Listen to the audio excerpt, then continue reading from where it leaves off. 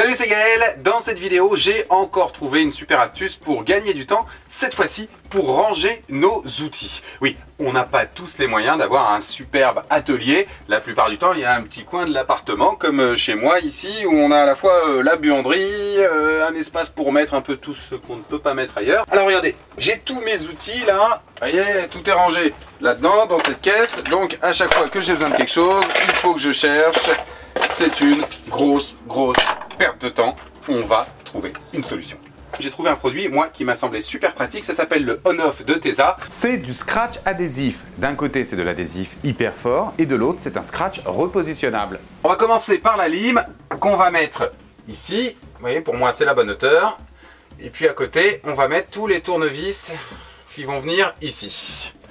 Alors, on prend une paire de ciseaux. Alors, l'adhésif repositionnable, comme ça, vous voyez, avec les scratchs. Vous avez un côté qui est tout doux et un côté qui est plus dur, et l'autre qui est tout mou. Donc évidemment, le côté tout mou, tout doux, on va le conserver pour le coller sur les manches des outils, pour pas qu'ils nous gênent quand on les manipule. Et ce côté-là va donc servir pour le positionnement. Hop, et on commence avec le premier exemple. On va pas se mettre trop haut non plus, pas trop près non plus du mur. Hop, alors on appuie bien 5 secondes sur chaque zone. Hop, et pour vous montrer, même largeur. Alors, hop, c'est ici qu'on veut que ça tienne. Et on va coller notre scratch ici. Vous voyez, il est absolument pas gênant parce que c'est doux. On appuie bien aussi 5 secondes. Et ensuite, il viendra se positionner là. Voilà, et c'est le début. Maintenant, on va continuer avec les tournevis. Alors, il y a une petite astuce pour les avoir tous de la même taille, c'est de les mettre les deux côtés. Hop, et donc comme ça, ils vont aller ensemble quand vous les découpez. Hop, les uns avec les autres. On en fait des plus ou moins fins suivant le type de tournevis. Ici, vous voyez, là quand vous le mettez comme ça, c'est absolument pas gênant dans la main. Hop, et ça va venir tout seul.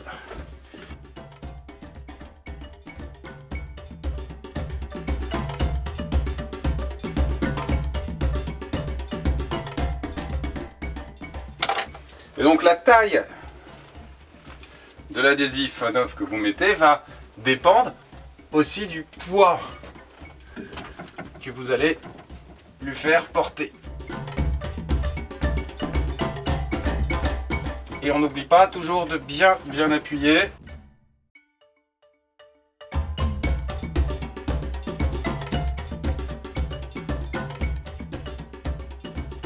Plus difficile, le marteau. Normalement, on a pris le modèle extra fort, extra résistant. Donc on va voir si le marteau qui fait un bon kilo va tenir. On va évidemment se dire qu'on va prendre une bande la plus large possible.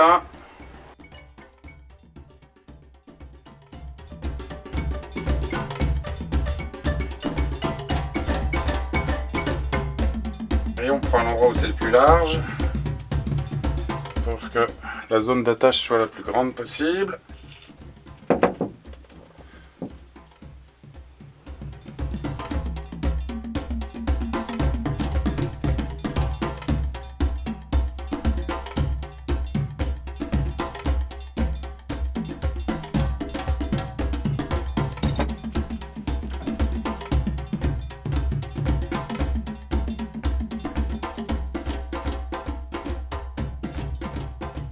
Quand vous avez un objet un peu gros comme ça, vous essayez de réfléchir à l'endroit où vous allez mettre pour que le centre de gravité ne soit pas en torsion et ne tire pas en permanence pour essayer de faire. Vous voyez, si je mettais là, ça pencherait. Si je veux le tenir droit, ça tirerait comme ça.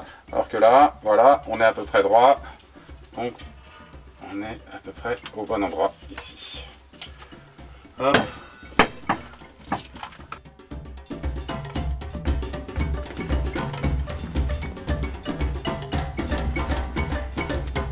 On va mettre ça maintenant, vous voyez, ça c'est bien, c'est pratique.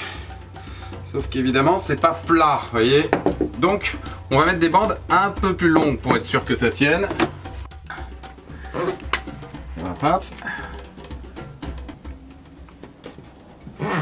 Je colle ça sur toute la longueur. Hop, et dedans.